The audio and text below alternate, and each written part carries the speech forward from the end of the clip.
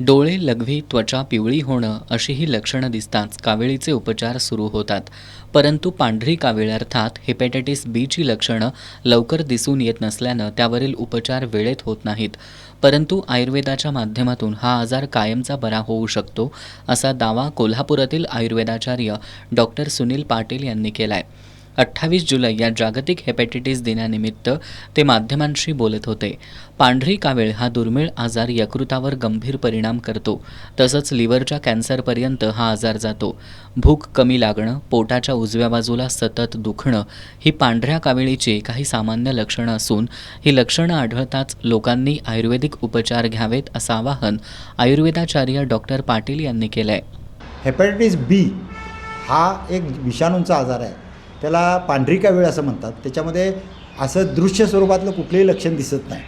आणि मग ते दुसरं कुठलं जर ऑपरेशन करायचं असेल किंवा इतर ट्रीटमेंट करायची असेल त्यावेळेला रक्त तपासलं की मग रक्तात हे लक्षात येतं. आणि ह्याचे विषाणू जे आहेत ते द्रव पदार्थातून म्हणजे शारीरिक द्रव पदार्थ ज्याला आपण घाम म्हणतो, वीर्य म्हणतो, शारीरिक संबंध म्हणतो, अशामधून हे ट्रान्समिट होतात आणि एका आजारी माणसाचा आजार हा दुसऱ्याला पांढरी कावीळ या स्वरूपात होत असतो.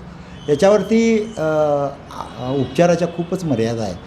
ॲलोपॅथीमध्ये याच्यावरती अँटीव्हायरल ट्रीटमेंट दिली जाते आणि जंतूंची वाढ रोखून धरली जाते.